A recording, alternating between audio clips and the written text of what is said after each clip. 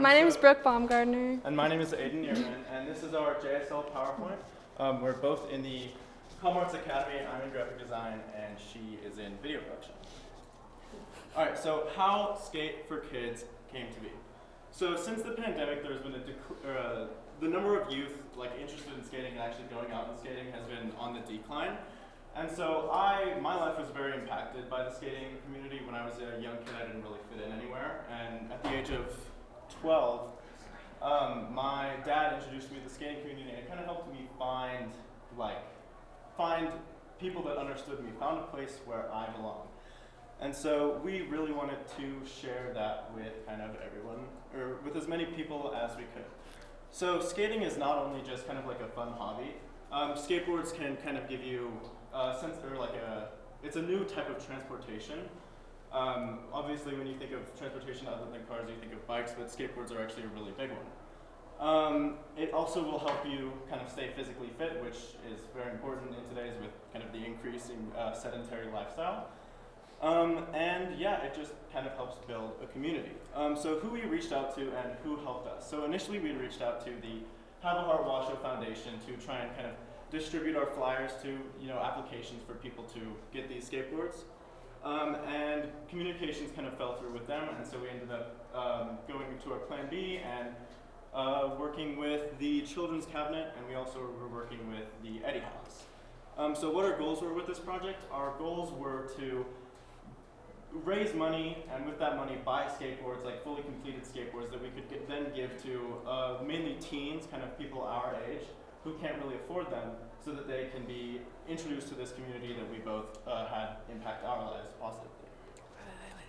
So the project.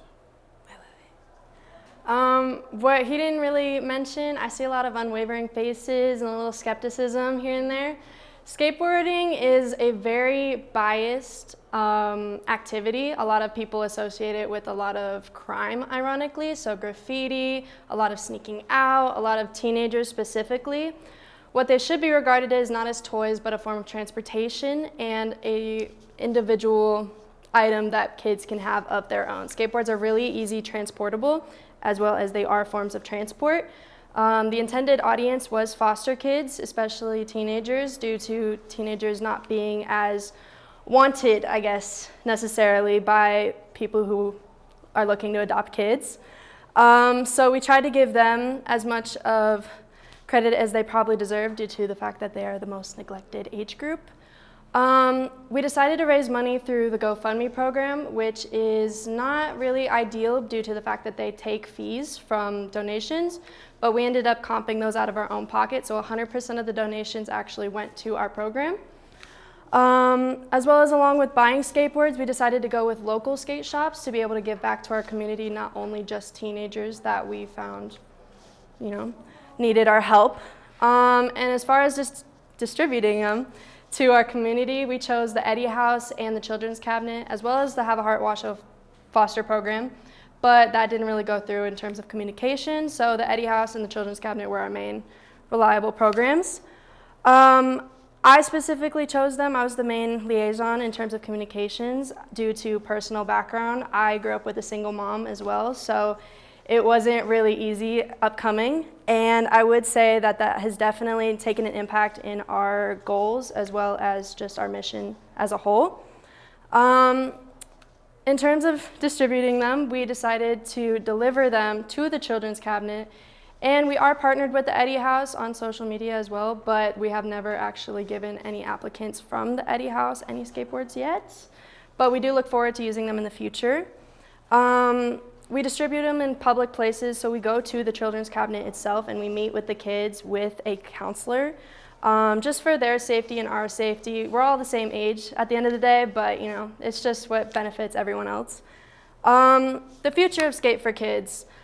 Some people have hesitant reactions to our program due to its lack of completion, but I actually never intended on ever finishing this project. I wanted it to become a legacy project, and we were hoping to pass it down to students in the future so that they can help kids their own age, just in a already organized format. So Not only that, but I'm also switching schools. So Aidan is going to be the head of the AACT section of our program, and I am going to read to be able to communicate our program also over there. Our impact on the community so far, we had 7 applicants as of late this month. We were able to complete 2 of them to 2 wonderful 16-year-olds, Caitlin and Angel. Pending on donations, we plan on helping out those other 5 as well. But like I said, that's depending on how much money we raise.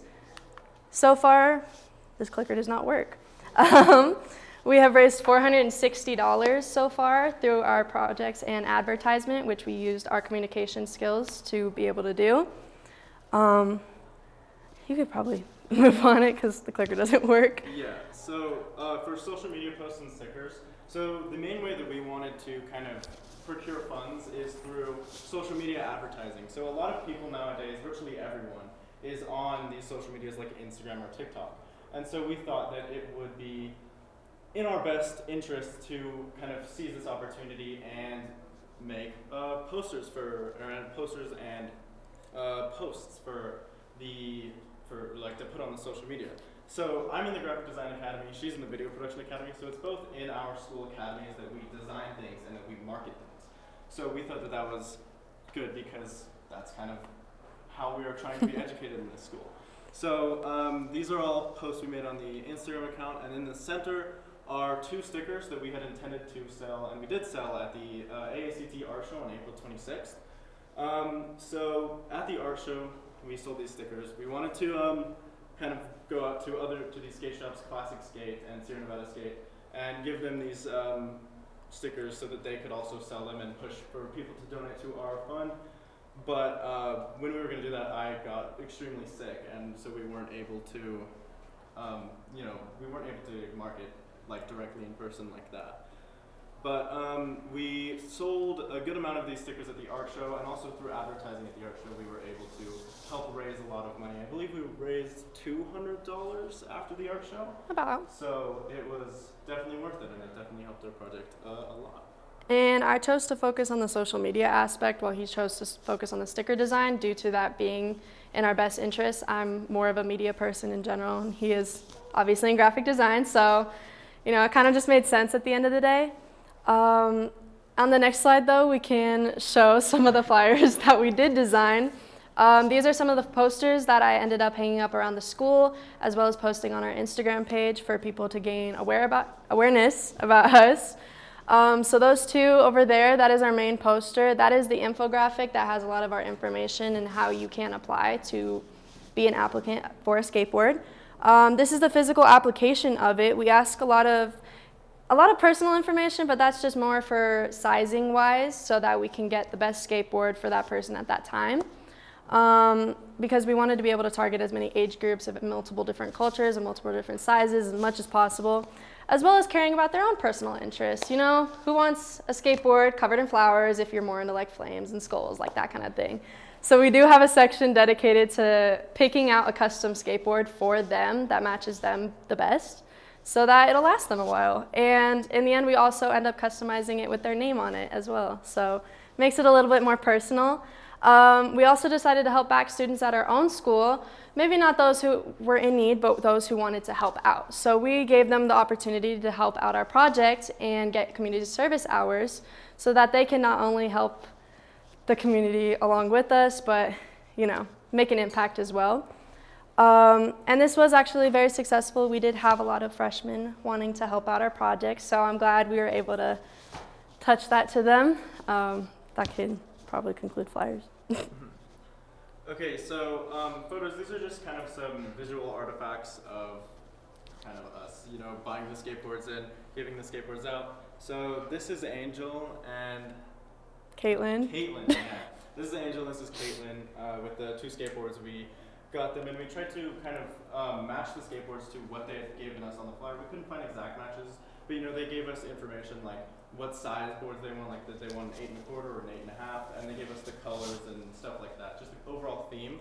So we did our best to kind of stick to that theme. And then here is Brooke and I at the Classic Skate Shop down in Reno, in downtown Reno. And that's just us buying skateboards. So we could, Yeah, Classic Skate Shop has actually been really helpful on social media. They have been reposting a lot of our stuff, which has given us more media attention so that people that specifically like skateboards, as they would probably follow a skate shop, could be able to find out about our program. Yeah. Okay. So some challenges we faced. So initially we had some challenges with fundraising because we knew we wanted to create a GoFundMe, but we didn't know how we were going to advertise this GoFundMe. And eventually, obviously, we decided to go with social media advertising, and we also did a lot of in-person advertising. I asked a lot of my friends and family, and I know she asked a lot of her friends and family too to help donate. And again, with the flyers that we showed previously around the school. So that's kind of how we, that's one of the challenges we faced, with fundraising. Also, like Brooke mentioned, GoFundMe does take a small percentage of the amount donated, so we didn't like that, and we wanted to figure out how to not have that. Counteract it, yeah.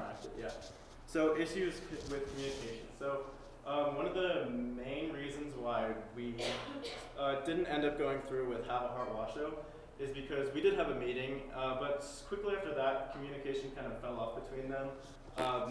They didn't send us applications, we didn't check our email as often as we should.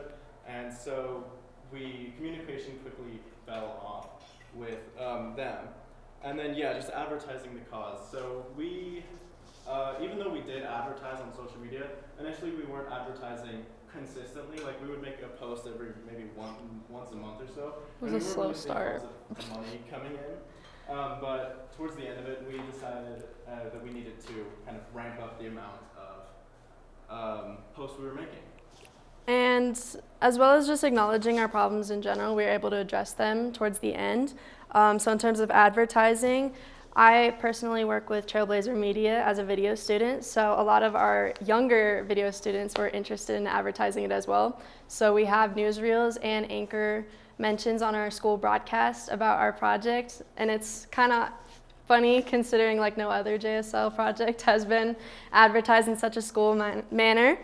As well as checking emails, I personally now check it almost every other day just to be safe in case there are some applicants that decide to sneak through and would like a skateboard and stuff. So yeah, what we did learn from this is have a plan B. So in terms of the program that we decided to do, which was Have a Heart Wash Show foster program, since that fell through, we decided to reach out to other programs as well. And while that was the original intention to begin with, it kind of made it easier. We are very glad that we were able to help someone at the end of the day. And yeah, so. So we would like to thank everyone here for coming today, for taking time out of your busy schedule and time off work and whatnot to come and judge these JSLs. It really means a lot. And we also would like to thank some specific people. So we'd like to thank our advisor, Mr. Zorn, for helping us kind of get this on the road, or get this show on the road. We thank Aaron Marr, who is our English teacher, for helping us come up with the idea and flesh it out more, and eventually helping us with making the binder, making the PowerPoint, making everything we had to have. We want to thank Ivana Morfin from the Children's Cabinet, because she was kind of our main contact at the Children's Cabinet, and she helped distribute our applications to everybody who was at the Wilbur D. May Youth Center. And yeah, the people in our community who donated to a project, I believe we had around 20 people donate over $500. So yeah. we want to thank all of them. And as well as just students at our school too, it really is just like a community effort to be able to give back to the community. So a lot of students here, as well as like Emily Moore, Atticus Moore, they definitely helped out even though they are a bit younger than us. They recognize the need as well as just wanting to give back to the community. So they, put in their all just as much as we did. And yeah, do you guys have any questions?